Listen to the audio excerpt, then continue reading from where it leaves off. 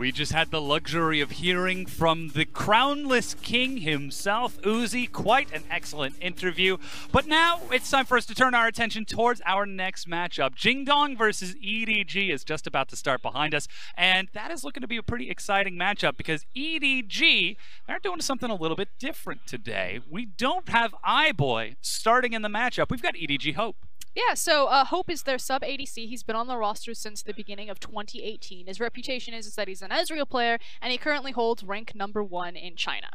And that is what we've got. That's, yeah, he's a very talented player. We're hoping that he's going to be able to match the synergy of... Looking forward to seeing if he can match the synergy of iBoy and Meiko. But in addition to that, we've also got some more fun matchups as well. In the mid lane, Yagao and Scout also shaping up to be quite exciting because Scout, we know he's a huge technical player, but he hasn't quite been putting out the numbers for EDG that we expect from him lately. I'll be frank, Scout is make or break for EDG. This guy will either single-handedly win you the game or he's going to single-handedly burn you the game. Against Yagao, who is a very talented up-and-coming mid laner, this could prove to be a massive thorn in EDG's side. If Scout gets tripped up, if he decides to be his over-aggressive self, Yagao has the skill set to punish him. That being said, Scout the double-edged blade for EDG. Yagao seems to be meshing much more happily with the likes of Jingdong and seeing how the team plays around him. It is almost reminiscent of that Jingdong style from last split when Doinby was still on the team. You still see the 3-man roams top, the 3-man roams bottom pairing up with Clid and Zoom. But with the likes of Loken and Yagao, it really changes the dynamics as Jingdong have found their own identity. Yeah, and it's Loken stepping up from being a secondary character to part of the main cast. It seems that with Yagao, he's gotten a lot more confidence. Yagao is a great Galio player, so that's also enabling a lot from his ADC. But we're seeing a new side of Loken that we didn't see in tandem with Doinby. We'll have to see if that's going to be how it works out, though. Of course, our casters are now ready to get us into Game 1.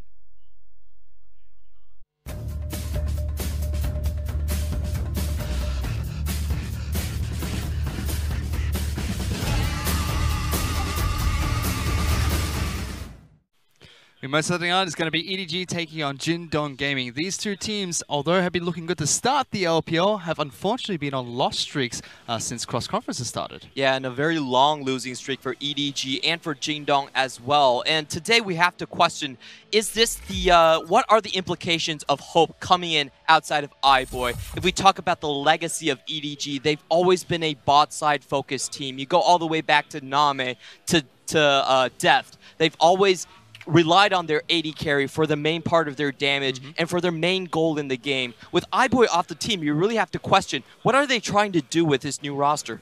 Who knows? We'll have to see how Hope plays heading into Game 1 against Jingdong Gaming. And if you remember, the last match that EDG played against Invictus Gaming, that was all eyes towards the bottom lane as well, between Jackie Love as well as iBoy, who are hyped up as the new, young, mechanical rookies who'll be performing very well. So, big shoes to fill for Hope. But let's get through the first bans that have come through for these two teams. Kalista, Tom Kench, as well as Ryan's been banned up by JDG. EDG will take away Azir, Zoe, and Gangplank, leaving Galio left open as first pick for Yagao. No surprises here. This has been one of Yagao's best champions, and it really does give Loken those looks inside of the team fights. Instant first pick lock for them. So when EDG will pick up as their next to Camille, will be the first pick of choice. Could be either Haro or Ray's champion to be picked up. Kog'Maw is always a staple as well.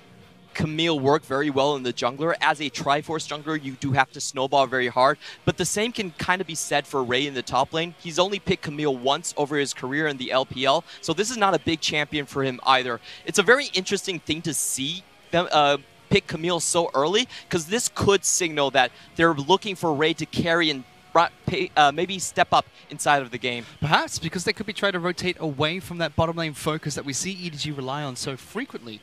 Perhaps try and see if Ray could be the person they can focus on the map for now. However, they did lock in Kog'Maw as well, which you mentioned is a big staple pick for EDG, even when they have iBoy playing. On the flip side, JDG, they're going to lock in Sejuani, who's the preferred jungler of choice for most teams at the moment, as well as Caitlyn. Does give you a lot of strength in the team fight, and those nerfs on 8.3 haven't came through. Remember, we still are around patch 8.2, so Sejuani is still very high priority. Caitlyn as well, we saw earlier today, Uzi picked it up in one of his matches. Still a very strong pick in the bottom lane, but not going towards the Varus, not going towards the on-hit attack damage base AD carries besides Kog'Maw. But Vladimir is the final pick in the first rotation for EDG. Now, this is very interesting. We haven't really seen EDG use their flex picks really well, and this might be one of the first times they're actually going for a triple flex right now. The Camille can go top and jungle, and for the Vladimir, that's a mid lane pick for Scout, as well as a potential top lane pick for Ray. So this draft phase is going to be difficult for JDG to ban out anyone from the top side of the map with these flex picks. Instead, they move towards the bottom lane, where supports are being banned out against Meiko, Bromps, the first ban that comes out from JDG. Whereas EDG are also targeting the support pool at the moment, taking away Taric from LvMao. This does look like both sides are going into very strong team fighting drafts. The Kog'Maw, pretty much a win condition in itself, but you also need a lot of protection from it. From Jingdong, they have the roaming and the pick potential from the Galio Sejuani, and also they have the late game carry locked down in Caitlyn for Loken. And that seems to be what they're trying to remove from these two team compositions, taking away the Brom, denying that protection for Kog'Maw, taking away Taric, not allowing JDG to have a much stronger team fighting presence with that support. Final ban coming from EDG is going to be Na, targeted out at Zoom in the top side of the map. So Ray does seem like he wants some protection. Alistair, final ban against EDG. We do have to remember that LvMao is one of the better the Bard players in the LPL, so he still has that pocket pick in him to go against the Kog'Maw. And with this Shen, if they lock it in here for EDG, they are really throwing out a lot of flex picks here. Could be a top lane pick if they go for it. Flashing out that it could be a Leona as well for Meiko. We'll have to see what do end up locking in here. But after this pick, JDG now have to show their hand. They now have to showcase who is going to be their support and who is going to be their top laner for Zoom. I'm loving this draft so far from EDG. They're doing a triple flex, and they're preventing so many matchups from coming out from Jingdong. The Shen, very good into the Sion matchup. So that really gives Jingdong a lot of second thoughts when they're picking champions for Zoom in the top lane. Also means that EDG could potentially last pick the Sion if JDG refuse to pick up in the top lane for Zoom. Whereas JDG, they have to showcase what they're going to play now. Leona seems to be their lock-in of choice as support to go with the Caitlyn in the bottom lane for Loken. And Ornn will be heading into the top lane for Zoom. Ornn has been showing up a lot recently.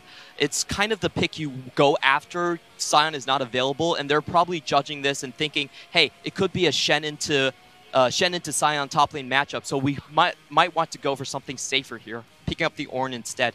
Now, EDG, what are they going to be using as a flex pick in this matchup? Could be jungle, could be top, could be mid. Even the Shen can be flexed around, and they're going to go for Zac instead. So Camille does head into the top lane, Vladimir is in the mid lane, and Shen will be their support. I do like the Zac a lot better for Haro. Now, Camille is a champion he has played, but hasn't shown a great performance on yet. Zac as a champion, it's much more reliable. You just are that big tank. You don't need to snowball your early games, and come team fights, you do have your power. And also, seeing Ray on something that he can carry on is a new and welcoming look from EDG. This guy was the Infinity Edge Jarvan in the previous seasons, but so far, he's been relegated to playing a lot of tanks. We liked him to go back to that carry mode. I mean, everybody on the side of EDG can carry in this matchup. You've got a Kog'Maw, Vladimir, as well as Camille, and then two very tanky champions for Haro as well as Scout. Moving towards that Zac, which is has been one of the priority picks as a tank in the jungler when Sejuani is taken away, except for Skarner, which has been cropping up for a few teams here and there.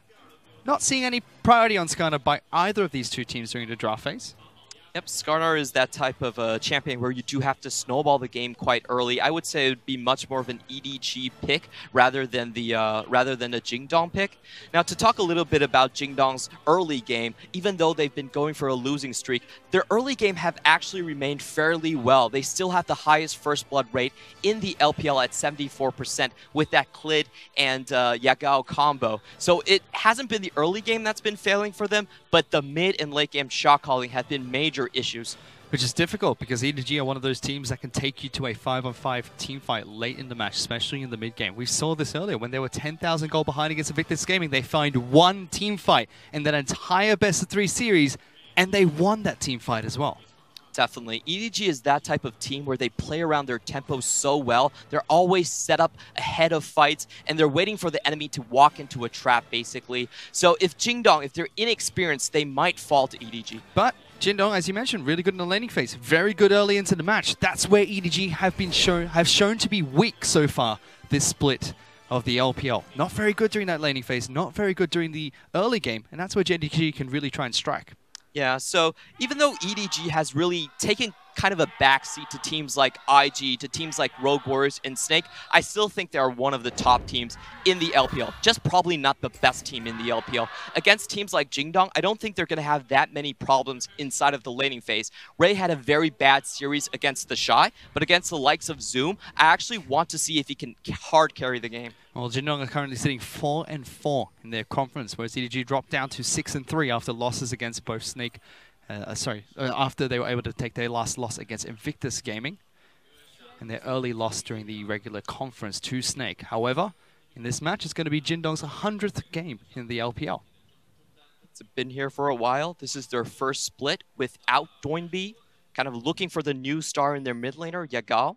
Still the highest damage share. Actually the highest damage share has moved over to Loken, but still one of the main stars on the team. And we say that these two teams have been going on small loss streaks here, 2 for EDG, a couple more for Jingdong Gaming. Both of them are trying to bounce back from a loss to Rogue Warriors as well. We saw Rogue Warriors take down Jingdong Gaming the last match before heading into cross-conference, and recently EDG were dropping to them in a very clean set that came out from Rogue Warriors, picking up no kills for EDG during those 2 games played. We can take a look at the keystone routes that will be picked up by these two teams. It's similar across the board. Aftershock for both junglers and supports. Unsealed spellbooks for both AD carries and mid laners. Only top lane is some diversity. Comet, as you'd expect on Camille, as Grass and the Undying being picked up by Ornn. This does look like an early gank path from the Zac. Usually when you start Wolves, you go to your other side of the jungle and get your red buff. But for Haro right now, he's actually doing a very clever path that we've seen Flawless and SOFM do. This is a straight walk into the bot lane, and if Jingdong aren't careful, they could die right here. Let's see what he does. Instead, he's going to start to take down this Scuttle Crab. You can see that Sejuani's done a very similar thing on the top side of the map, cleared out Grump Wolves as well as Blue Buff. However, a little bit slower. Haro, though, decides he's not going to go for that Scuttle Crab. LvMao instead might walk up and see if he can take it for himself now. Yeah, he's a little bit too low on the clear there, and afraid that Leona might just kill him doing the scuttle. Actually backs away, so giving a lot of the bot lane priority over to Jingdong's side. This is going to be very safe for Sejuani. She's not going to have to worry about Zac. Gives Haro some time to head back to base, picks up a couple of items here and there, but Clid's going to continue clearing out the rest of the bottom side of the jungle, starting with red buff here. Bottom lane priorities going over to Loken and LvMao at the moment, as Hope and Meiko be pushed underneath their own turret. So still, it's fairly even down here. Yep, fairly even. Does look like the jungle pathing is going to go towards Ray in the top lane. He is on that carry pick in the Camille. So I really want to see if they invest more into Ray, because so far from EDG this split, they basically do not gank for him. All the ganks go toward the bot lane and ensuring iBoy has a good game. But now that he's not here, maybe Ray can get a bit of that attention. Especially with Ray and Scout picking up very carry-oriented champions in the Camille as well as Vladimir. Bottom side of the map, Meiko goes in for a taunt against Loken, gets good damage onto the Caitlyn. Hope replies with some damage of his own. Really just forcing the position back from Loken. You could see that Hope did not want to follow up on that trade. Still trades in the mid lane between Yagao and Scout. Yagao, the newest mid laner for JDG, has been a standout performer in the LPL, not only for his team, but also up against some of the more well-known names in the LPL. And Scout's just going to be another test for him if he can live up to the hype that he's brought to his team. This is good pathing from Haro. He wasn't spotted by any of the Jingdong wards. Jumped over the Baron Pit. Let's see if he jumps in. Does get the knock up onto Zoom. Good lockdown coming out from Ray, but Zoom will be able to charge away. Does burn his flash during that gank from Haro. Yep. We have to remember that Ornn is a lot more susceptible to ganks in this patch. His Unstoppable has been removed from the W, so there's no chance for him to dodge CC. Very good attempt there by Haro, and we are seeing the shift of attention. And as much as we say, you know, this is not patch 8.4. It's still patch 8.2, so Ornn has been nerfed slightly. And again, looking towards this mid lane, you can see the stats on your screen between these two mid laners. Yagao leading a lot of the stats in the LPL at the moment. Especially that kill participation, #1 among all mid laners, I would assume. So he's really the engine that's driving the Jingdong bus. To be fair to Scout, he's 0.6% away from that kill participation, so he still contributes to the team as well. But that is to be expected from EDG, seeing how they do like to go for those 5-on-5 team fights. Yes, EDG across the board have the highest kill participation rates. They are the team that really does want to group up before they start doing things. They require a lot of setup, but when they pull it off, it's usually very one-sided. That is kind of the EDG motto. Haro's actually snuck around Oh, no, he's spotted out, I should say, by a ward that was placed down by Clid in the jungle. We saw Sejuani picking up zombie wards, something that a lot more tank junglers have been running recently. This is the taunt. Meiko still looking for aggressive trades in that bottom lane. Loken and LvMao do have the push going. We haven't seen anything aggressive from Leona just yet. It's more of Meiko that's been proactive in that bottom lane. Top side, Meiko see Ray getting good trades against Zoom here. And despite the nerfs that have come out to Ornn, Ray's not having the easiest of times at the top lane at the moment. Yeah, so we can see that he has a slight CS advantage, but not really able to stretch it even further. In this type of a matchup, footsies are really, really important. And I really like the concept of footsie. It's one of those top lane skills that not a lot of people know. It's sticking to a champion and then avoiding their skill shots. The closer you are to someone, you actually have more mobility in terms of the radius you can cover. So a lot of the times it is about how you judge the distance and how you keep distance from your enemy laner and dodging those bellows breaths that will really win you the matchup. And Zoom as well looking to try and see if he can hold this wave as close to his turret as possible, make it more difficult for Ray to get that distance or the gap closed against Ornn, and make sure he can dish out those advantageous trades for Camille. Clid now is looking to try and see if he can make his way towards top side map. A good wards were placed down by EDG in the river. We'll spot him out as he makes that attempt. Fairly peaceful laning phase so far from both of these teams. Like we said in the ban picks, both of them are looking for the big team fights to really start their games. I do think that Jingdong, just with the amount of tanks they have in the mid game, they might have a better edge so far. Vladimir and Camille, when they don't have their necessary items yet, I don't feel like they're that strong. So I actually think Jingdong, if they get a good early dragon fight, can kind of snowball the early game. We haven't seen too many Vladimirs in the mid lane. A couple of times it has been flexed into the mid lane, but let's talk about that a bit later. Meiko gets a good taunt onto LvMao. Hope will take some damage coming out from Loken. They're still trying to chase down onto this Leona, but still, both bottom laners are perfectly fine, just trading damage onto both supports. But again, Vladimir in the mid lane, we haven't really seen it too much. Mostly is in the top side map. You can already see the scouts completed what is now the support item, the Revenant's Eye, I believe it is? Eye of the Watcher?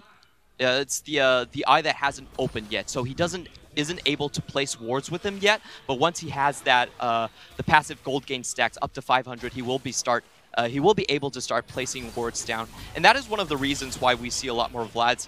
But first, let's go to the top lane. Where Zoom is getting ganked here by Haro, but he got good damage onto Ray. Teleport's being used by JDG as well to get towards the top side of the map. Cancelled as Ray is forced to flash away from the ultimate of Ornn. Teleport was burned, however, from Yagao, so overall, Ray able to pick up this wave. Not a lot lost, but it does give away Haro's positioning. Burns Ray's summon a spell as well. Yes, Yagao was forced to use teleport, but he cancelled that. Also has unsealed spellbook, so that will be back off of cooldown in no time. And Meiko again landing these max range taunts right underneath his own turret, making sure that Hope cannot get initiated upon by LvMao. And despite having a Leona Caitlyn lane, Hope and Meiko have been doing perfectly fine this bottom lane. Not too much damage has been done to their bottom lane outer turret, nor have they taken too many bad trades themselves. Yeah, they've kept the CS even as well, so that's very good for the Kog'Maw going in towards the mid game, where we do see Caitlyn have the power trough. No damage being done to that turret as well. Haro's going to do his second clear here. It's a Vladimir in the mid lane, so he can pick up blue buff for himself. Yep, and with that Vladimir in the mid lane, we can start to see vision advantage coming out from EDG, just because that they have that extra Eye of the Watcher on the Vladimir, and that will actually impact this meta and impact this matchup quite a bit, because they have that Zac as the jungler. So he's going to have a lot more blind spots on the map where he can operate. Even control wards being picked up by both the top lane as well as mid laner for EDG, but this is kind of EDG's comfort zone, have we said. They don't mind sitting back, farming against the opposition, going even against the opposition as well, because they're all about going to the mid game, looking for team fights there, getting into late game. JDG, this is the team that we say are proactive during the laning phase, are the team that like to get ahead early. And their weakness has been in those late game fights, those mid game fights. They haven't been able to get ahead early just yet. Yep.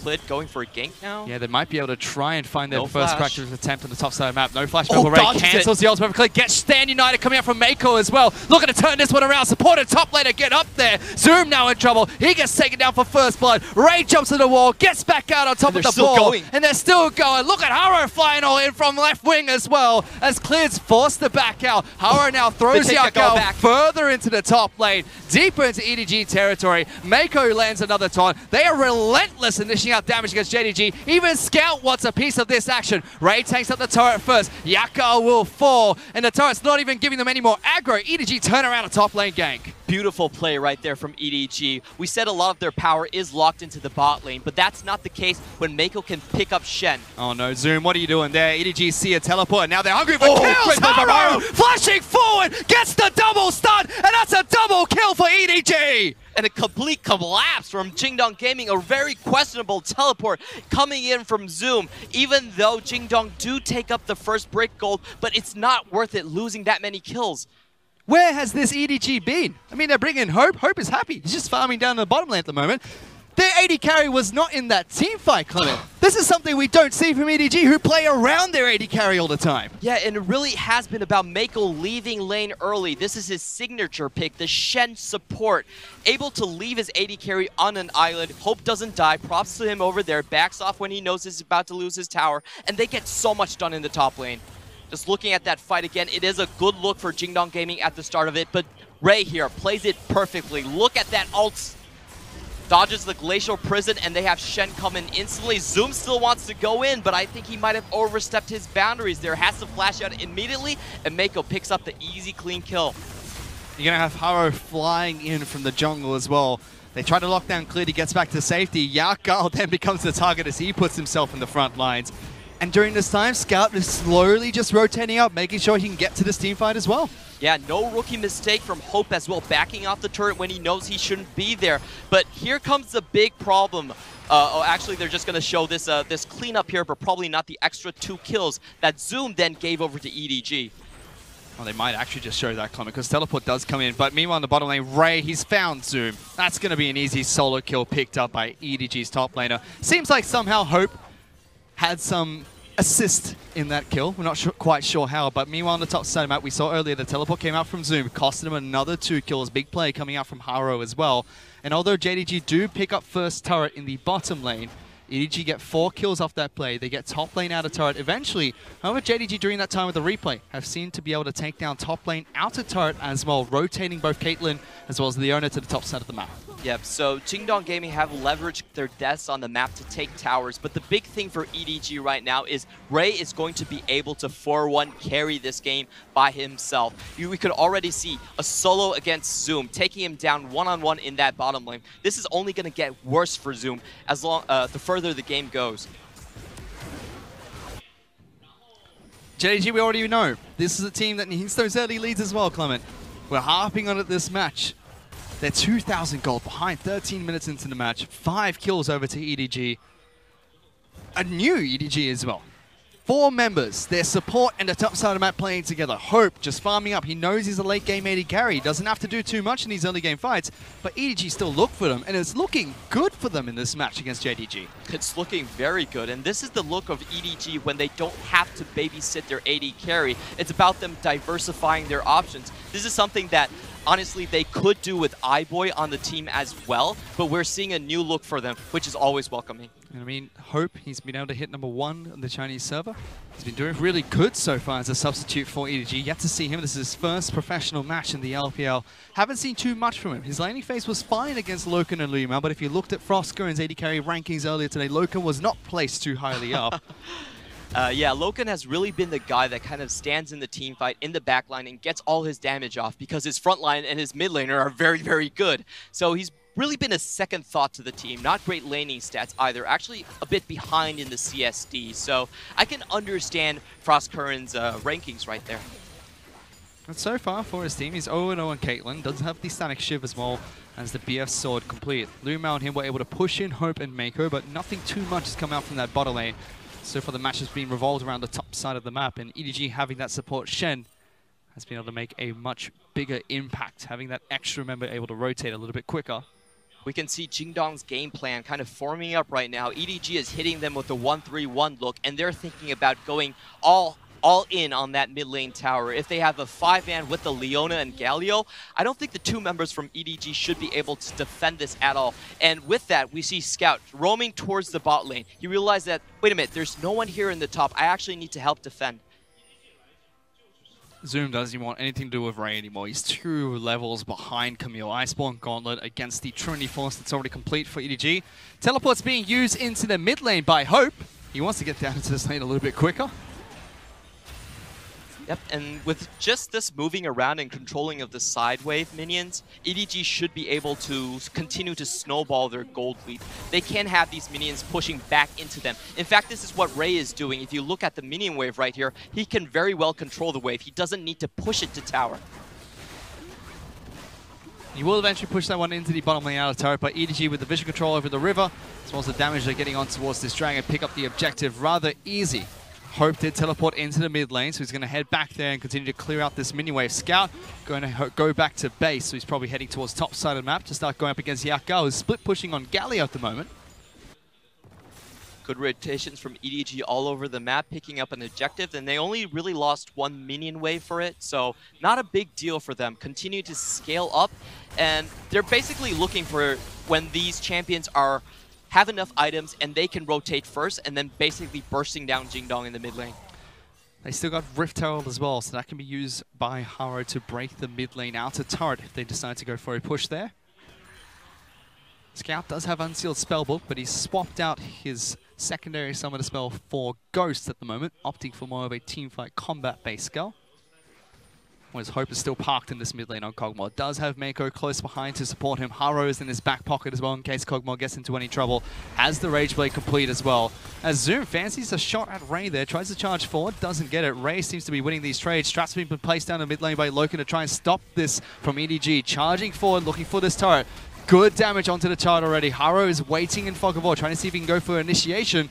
But JDG respond well. They're able to take down Rift Herald before it can kill the turret. That was about as good as you could have the Rift Herald with the timer already down. They cleared the minion wave out first and then walked in with the Herald to do a bit more chip damage on the mid lane tower. Now the Herald itself does count as a minion, so you can take away the resistances from that tower. Oh, but they take down the turret and EDG go for a fight. Hope's able to dodge out from the Leona ultimate, gets good damage to the back line. Scout now looking to try and see if he can get into the back lines himself. Loken goes fairly low from the Hemo Plague. LvMao trying to run away, he has no flash available, and Meiko lands a taunt flash. Ornn tries to stop them and tries to snipe off Haro, but he can't find the second charge of his own ultimate. EDG get a turret and they continue pushing through this mid lane. And this was what we were talking about. EDG leveraging their side wave control.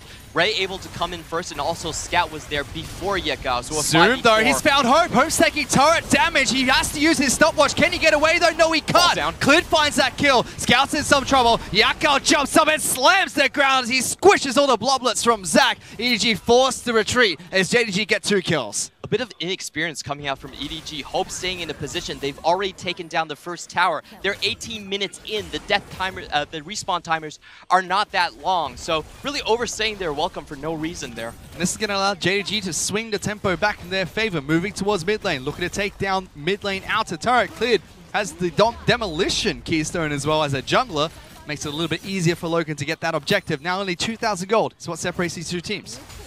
Even though EDG has been such a successful team, they've not always been known for the 1-3-1 style here. So I guess this is a bit of their mistake. Haro actually waiting on the side lane, still trying to get another pick. Very weird call from EDG. They bit off way too much more than they could chew.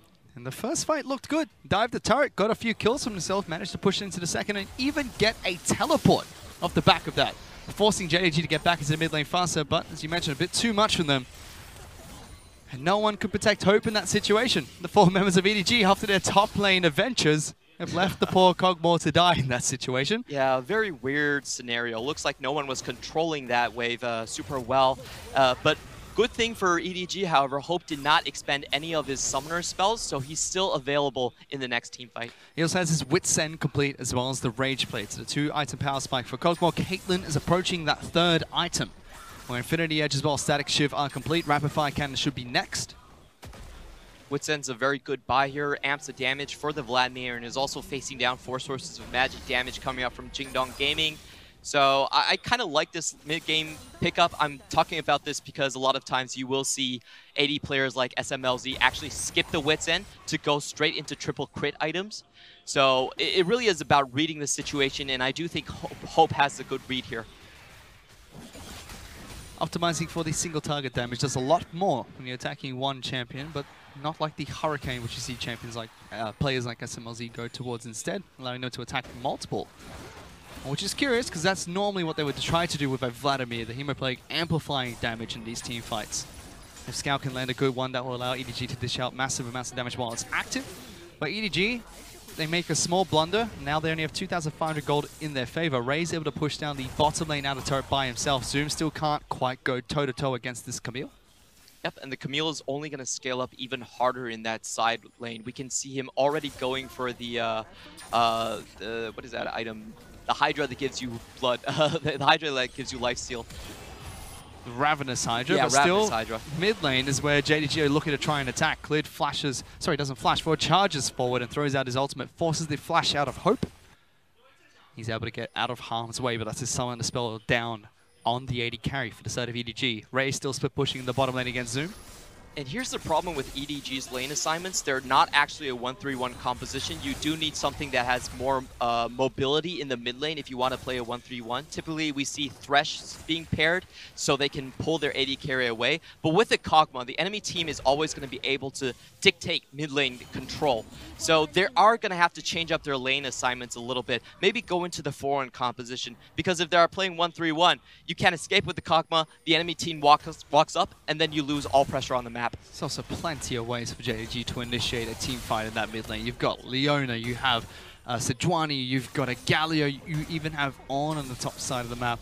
Difficult for them to try and protect Kog'Maw in those split push scenarios, but it seems like they're still going for it. Scout is still moving towards the top side of the map. They're still keeping Kog'Maw parked in the mid lane. Besides this attempt to try and take down a Cloud Dragon for themselves, that would be secured by Haro, but LvMao's looking for the initiation. This is very dangerous. Not going to get onto Hope. Only slows him down, but no flash spell for Kog'Maw. Means he's forced to use Cleanse, but just gets locked down by JDG. Ooh, that really wasn't worth it. Jingdong still want more. And they're trying to lock down Ray. Great taunt comes out from Yagao, cancels out Ray, forced to use his own ultimate as well. Loken just has too much damage, and that's 2 members down for EDG. They're going now straight for JDG Baron. looking to try and push through mid lane. They could go towards Baron. They are going for it. The timers on Ray are still very, very long. He does have his teleport, but that's still a 30 seconds window. Might be a little bit too long here. JDG didn't do too much during the early game. It was all the EDG show. Now they've tried to turn on the heat. Complete reversal in how we expect these two teams to play. Baron now 6,000 health. Meiko's looking for a flag. Haro wants to try and jump into the pit as well. Scout still has the ultimate avail. Lots of AoE coming out from the Vladimir. Do EDG look for this fight? Ghost has already been used. Baron down to 2,000 health. Scout jumps in. Here comes Haro. Does he get the steal? 1,400 hit points. Haro looking for the fight, but they disengage. JDG decided not to go for it. How did he do it? Scout has killed the AD carry. Now we have a teleport coming in for Ray as well. EDG won this fight. Hope has joined in as well. 2 kills picked up by Ray. And they're actually going to go straight ahead towards the Baron. Jingdong, they're too low to fight here right now. Ray, what the heck? Just dodges through Yagao as well as Zoom. He doesn't care about your front line. Meiko flying into the fight as well. Forces the stopwatch out of Yagao. 3 kills picked up by Ray. He looked like he wants to go into the base as well. How did EDG do it? And Jingdong didn't even expect that. They thought Ray was going to back off and go towards the Baron. That's why they were retreating on such a slow pace. But Ray said, oh no, I'm not letting any of you leave. Picks up 2 more kills and the Baron. Baron picked up for EDG. 3 on 5 to start the team fight. Ray teleports halfway through. Hope was able to walk down there, and Scout just destroys Loken to kick this off. So Jingdong want to focus on the players, but there's no one they can really focus down very fast. Scout with his blood pool, and also Meiko coming in. Loken, away from his team in such a weird position, actually dies on the right side. That has to be a mistake somewhere, and then Ray comes in with the teleport for the cleanup. And then he just shows his mechanical prowess. You're chasing down LvMao. Both Zoom and Yagao come to his aid. Nope, he wants Leona. Both skill shots and then gets a kill. Oh, that was flashy footwork. And it looked like JDG were going to find their way back into this match. They get a pick onto Hope. They get another pick onto Ray. They go towards Baron, but it's just not enough. You do have to question there if Jingdong should have just tried to rush down the Baron instead. Clid did have an advantage in terms of the smite damage, and they really couldn't focus fire down the Vladimir at all. That wasn't going to happen in that fight. It just gave Ray so much time to get back into the battlefield. Especially with Scout still having his stopwatch available during that team fight. Now, no more for the Vladimir. We'll have to look towards the Zhonya's Yagao later on, but he's actually sold his stopwatch. It'll be a little bit more costly for him. He decides to go towards Meiko as well, throwing out the Stand United mid-team fight to protect Scout a little bit longer. Yeah, we could see a lot of damage from Meiko coming out in the last Baron team fight. Loken was trying to get away from Vladimir and the Scout on the left side, but he still died to the combined damage of the Zac and the Shen. The Shen is a very good support just because of that reason. That percentage damage really doesn't start to descale. It's basically there the entire game. I mean, you saw the burst that came out from Scout. Threw down the Hemo play, got both his E as well as Q off onto Loken. That chunked him down to a little bit less than a third. With Hemo play ticking as well, Loken would have wanted to use his stopwatch to avoid that damage. The taunt from Meiko forced him to use it early. Still took damage when he came out of stasis. And Ray's just so strong now. Where did Zoom's health bar go? Nothing he can do to really defend the bot lane. He's actually just going to give this tower up. Another objective being picked up by EDG, increasing their gold lead to 8,000 gold up over JDG. They're parked in the mid lane now. This is the 1-4 you were talking about, Clement. Not going for the 1-3-1 split push, just allowing Camille to work on turrets on her own. And they can do it because Ray is now very efficient going into this matchup against Zoom. She has enough sustain right now where she can constantly be in this position. Top of that, 3 levels up over Zoom. Meiko throws down the dodge field, allows Hope to get the last few auto attacks onto the mid lane turret. Scout threatens to move forward during this time. Ray, meanwhile, goes for a fight against Zoom. Tries to dodge out from the ultimate, still gets clipped by it. Zoom does not have enough movement speed to continue chasing against Ray, however. And Ray will just start to heal back up thanks to Ravenous Hydra. Yeah, that AoE heal is so powerful. You basically can full heal in 2 waves of time. So he's just going to stick around in that bot lane right there. A bit of a dangerous situation for Jingdong. Once that tower fell, they didn't actually have the traps to really set up the high ground defense. But luckily for them, EDG were forced down towards the bot lane. So a good move from Zoom there, like really pulling the attention away from EDG. How long can he do it for? EDG, 9,000 gold up. They just went back to base, or most of their players just went back to base and spent the gold they've earned from Baron buff. It has now expired. You can see even Hope picking up 3 items here. No Hurricane to be seen, but that's a Blade of the Ruined King. Tons of single target damage will come out from this Kog'Maw, who has maxed his W as well. Yeah, he knows that there's probably going to be a lot of targets that will be able to stick to him with the Galio, the Ornn, and also the Leona, so he's going for that item that's going to give him a little bit of sustain and also the active to allow him to kite back in team fights. That's a very good purchase from him. And this is the EDG we wanted to see. This is the full spectrum EDG, where they can play a very good mid lane, where Scout is the MVP that we knew he kind of was, a very star player that didn't get his look in LCK because FLICKR was standing in front of him. And also Ray, another pickup this season. We wanted to see him on the carries, and he's doing it right here with the Camille. Even Haro had a couple of highlight plays during this game alone. However, they still had some flaws during the mid-game there, Clement. JDG were able to pick them off, both Ray as well as Hope, a couple of times, and almost allowed them to pick up the Baron themselves. However, EDG still made that clutch play that allowed them to be in the position they are now. JDG, though, we didn't see what we expected from them. No early game plays from them. They picked up Leona, a little bit more aggression in that bottom lane potentially, but nothing happened. Yeah, and it really was about the mid lane being shut down. When we talk about Jingdong's early aggression, all of it comes from Yagao and Clid roaming around the map together in a duo. But that didn't happen this map. Scout was able to hold the Galio down in lane, not even allow him to use any of his hero's entrances. Yagao's been locked down by Ray underneath his own inner turret in the top lane. Loken will slowly rotate up, making sure he can protect the Galio. And it's an open situation for EDG in the bot lane right now, 4v1. It's going to be an easy turret to be taken if they had a minion wave, but it's cleared up by Zoom. In fact, they're looking to try and see if they can go for an initiation. Hope flashing away early from the ultimate thrown out by Zoom, not afraid to use his summoner spells there. Does give Jingdong a 5-minute window to try to punish this Kog'Maw. But during this time, while they're trying to take down EDG in the bottom lane, Ray gets enough distance to take down the top lane inner turret. So only the base turrets are left standing for JDG in this match. Yep. And they do have a very good high ground defense team. They have the Caitlyn traps, and also Galio is a monster of a wave clearer. It really is going to take EDG the next Baron to really crack the base. So there's still enough time for Jingdong to kind of farm up and prepare for the next fight. Especially with Baron coming up 50 seconds as well. EDG, they're going to recall, spend a bit of gold they've got from that last push, and start moving towards that Baron bit. Even Hope selling his Doran shield to pick up a couple of control boards for the team. There is an 11k advantage for EDG right here, much of it on that Camille pick.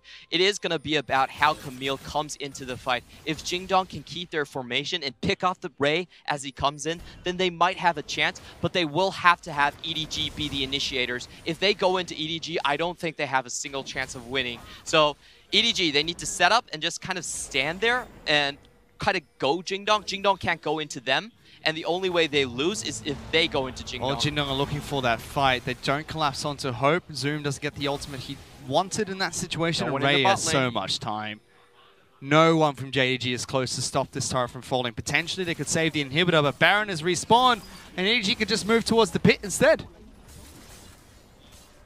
He has so much time down here. He's actually just going to take the inhibitor for nothing. JDG slow to respond again. Nothing they could do.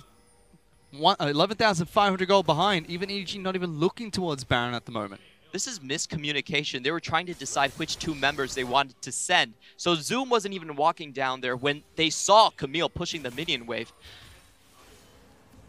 They were kind of like juggling around. So we know Zoom has to go down, but who else? Who's going to put kill pressure onto Ray? And they couldn't make up their minds, and they just lost bot inhibitor for it. Ray still has teleport available. You can see JDG trying to rotate down into the red side of their jungle and cut him off from getting into the mid lane. EDG tries to use this period of time to start working on the Baron buff. Immediately, as soon as they're spotted out by JDG, Ray continues down in the bottom lane, but this time Yagao is there. This is a 2-on-1. EDG have to try and make a play off the back of this, or can Ray do it all by himself? Has Guardian Angel, flashes away, gets stayed united from Shen. Here's the duo coming in once more. GA yet to be popped, finally goes down, but the teleport coming out from Meiko is being cancelled. He can't help out Ray in this fight. He's going back to try and take down Yagao as well. Zhonya's being forced there from the mid lane, and they can't get the 2-on-2. Baron must be taken by EDG. Even though they were able to stop Meiko's stand united, they still lost the Baron because of it. They were forced to use Sejuani ultimate into the Shen in the mid lane. Didn't have enough time to actually stop the Baron play. Ray doesn't get any kills in that 2-on-1 there, but that is a AP Galio. That's not a tank in the mid lane for JDG, and he's still able to live in that fight and force both Galio as well as Ornn back to base. There's just way too much sustain coming out for him right now. 35% sustain just from the items alone. So he's able to stay in the fight forever. They need Caitlyn to actually kill Ray right now. And JDG get nothing. EDG with 3 members in that fight. 3 members trying to take down Baron, get it nice and easy. JDG were focused on trying to stop Meiko. They stopped the stand united. Didn't matter too much. The distraction was enough from top lane in support of EDG. They get the Baron. Now they can go for that next push. This is why they got this guy on the roster. They wanted Ray for that split pusher. They knew he was a big Riven player, knew he liked to play fighters, and could give them that 4-1 edge on the map. And he's finally doing it. Only his 2nd game on Camille so far in the split, but he's showing why he was hired by EDG. Look, that dash over the wall was not why he was hired by EDG. That was. He's going to continue split pushing in the top lane. Meanwhile, Scout's been sent into the bottom lane. And Hope, who has picked up his Guardian Angel, is going to be pairing up with Meiko in the mid lane. Does have Haro rotating between the mid lane as well as bottom lane as well. Make sure he can keep both of them safe. Even Meiko pinging out a wave being pushed through the mid, runs back to collect it, making sure it runs a bit faster towards these inhibitors. Loken set up the trap line, making sure it's a bit difficult for Hope to step up and get damage on this turret. Ooh, and Scout already has a flank on this siege. There you go, Meiko just walks into the trap, throws down the dodge field, and that turret just takes so much damage. Will fall as well. First inhibitor turret broken in the mid, sorry, second inhibitor turret broken in the mid lane. Ray is still working on that top lane inhibitor. And EDG could slowly just push in here. Jingdong just can't figure out how to approach this fight. They're getting flanked by the Vladimir from the sides, and also Camille was in their base as well. They didn't dare to step up into Hope. Even when he was stepping on the trap, they didn't go after him. It really begs the question, when is Jingdong going to start their their counterattack. Well, they found Loken. Maybe never. They kill him instantly. Just gets deleted from Summoner's Room. Meanwhile, Yagao thinks he's doing something to backline. No, he's just giving Ray more health. Scout flashes in and gets a 3-man E. Haro again with a double stun. Meiko flies in once more. This is just textbook coming out of EDG in these team fights. And with that, they pick up 3. Complete massacre coming out from EDG. Loken didn't fire a single shot. Galio, without his ultimate use, caught on the side and instantly taken care of. Good start from EDG. Fumbles the mid-game slightly, but they clean it out nice and strong. They pick up game 1 over JDG. And where has this EDG been? Where has this split-pushing Ray been? Where has this Meiko with that Shen being able to support all lanes throughout the map? Also, Scout having one of his best games as well. This is the full spectrum EDG we wanted to see. This is the full spectrum EDG that won 5 champions out of the last 8 tries. Both teams trying to bounce back from a couple of losses. We said, where was this EDG? Because they looked much different coming into this match with Hope as their AD carry. But JDG, we didn't see them. JDG did not show up in game number 1. They managed to get a couple of picks, and they tried to turn that into a Baron, which theoretically should have been theirs. That was their objective to take, or their team fight to take. But they didn't get it. They didn't get the Baron. They didn't get the team fight either, and we didn't see any of their early aggression. And it must be heartbreaking for them because this is a 3rd series in a row where they've lost because of that Baron take. Unable to set up that objective properly and getting it stolen over and over again. This time by Haro coming in and really cleaning up the team fight. What I think they should have done there was try to just, if you're already in that position, you try to focus down the Baron as fast as possible, not focus on the Vladimir. But EDG were able to take it down in a 3-on-5 team fight and swing the game in their favor. To break it down a little bit further, let's send it back to the analyst desk. Thank you so much, guys. And holy cow, I'm going to go home and play Camille. Please don't. That's my takeaway. she's chuckling because we play together, but I will. Please don't. No, Okay. Ray could play Camille all day long. There's very few times, you know, when you're building a segment or you're trying to like prepare everything for the analyst backstage, where you just look at your producer and you're like, just give me every single Ray clip so I can just talk about how amazing this player is. Yeah, just absolutely all across the map, able to dodge skill shots with the Hextech ultimatum. Because what is it, 0.25 seconds of untargetability? And he just leaps over. I don't even need the timer, all I need is the styling. So effectively what happened is that JD threw everything in the kitchen sink at trying to stop Ray, and he just threw it all back at them in the most stylish way, dodging out pretty much every Ornn ult that was thrown his way. Even when it took up to Yagao and Zoom to try to bring him down, they just could not succeed. As here we can see again the attempted pick onto Hope. Poor guy. Can't quite catch a break, but then Ray shows up. Yeah, to the rescue. And what this means is that after Ray was so successful up into the top lane, being ganked repeatedly, turning it around and creating tempo with his own dives, taking the tower down at around 11 to 12 minutes, suddenly means that there is nothing that JD can do to fight into a side lane. And it's only going to get worse. And then EDG used that pressure to create opportunities like this.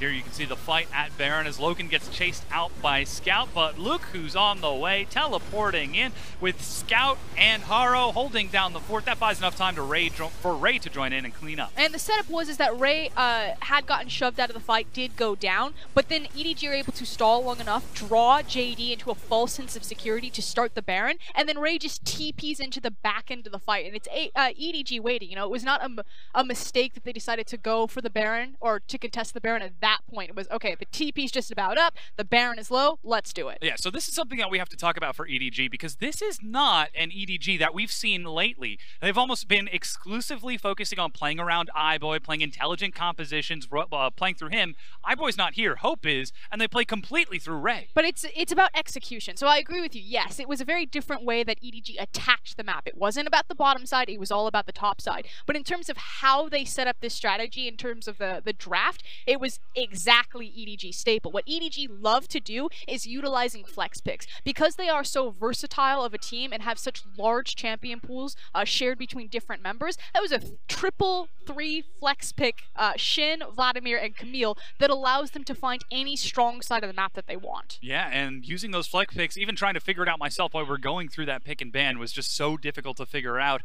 We've got the ban pick coming up on screen, so you can take a look, but Vladimir, Camille, okay, Camille's going in the jungle, Vladimir's going top maybe, and then the Shen, okay, maybe that can go top or bottom, and then Zach, and suddenly it all falls together. And again, this seems like a very basic and simple strategy. It's one that's very common in League of Legends, but you don't often see it executed this well and to this degree, and it speaks to the depth of the effective champion pools that EDG have for their players, specifically usually around their jungle and top lane position. Usually when they've done this in the past versus Suning Gaming, it was the shared champion pool between jungle and top with the Camille priority pick, and now that they've shown that both Haro and Ray can play that champion, and it's quite devastating, that's just another ban that probably has to crop up against EDG, and there's still power picks like the Scion available. Not to mention, if iBoy is going to return, you've got to ban away his champion pool and try to target that away, so really, EDG looks like they might be returning to form if they can continue this performance looking into Game 2. That being said, though, we do have to talk about Jingdong. They tried to return to the Galio, Caitlyn, Sejuani. They've got engaged, they've got tanks, and if you think about it, if the fights go on long enough, they're going to be great, but they never got that opportunity. I mean, the one good takeaway for JD this game is that you can walk backstage and you just look at Zoom, you'd be like, why'd you teleport back top lane when you'd already lost? He's like, I don't know. My key slipped, I hit the button. Because as a coach, it's very easy to say, okay, guys, mental reset, this is fine. We can find our morale. Just don't make that type of mistake again. And it really was, okay, we threw everything at the top lane. We died. We then immediately teleported back to the top lane, died again. So gave away 4 kills and a tower in the exchange of maybe 45 seconds.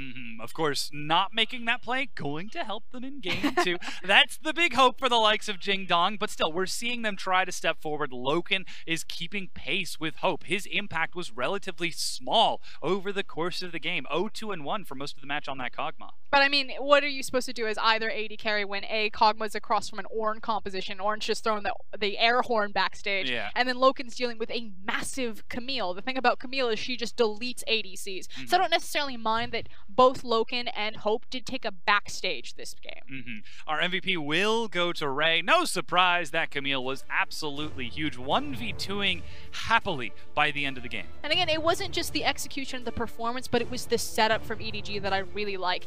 Historically, EDG have really struggled with draft. You go all the way back to their inauguration in 2014, 2015, 2016, but it seems to finally get together in 2018, and it's their ability to use flex picks to create strong sides of the map or find the counter picks that they want.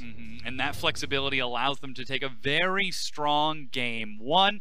We have to hope that this sort of playstyle continues, that they continue to use these flex picks into the future, because again, this has been a historic issue for them. Of course, Jingdong, they're still looking to find their identity a little bit more. I like the idea of the tanks, but it just didn't work out. Yeah, and it's the next evolution of EDG, the side that, yes, they're probably going to continue with the diversity in their champion select, but now we see that it's not just the diversity in the champion select, it's the diversity in where they attack the map then. It's not always about the bot lane. Now they have a threat like Ray up into the top side, and that's a very scary EDG. It certainly is. Now the LPL is going to go on break for just a few minutes while we get ready for Game 2.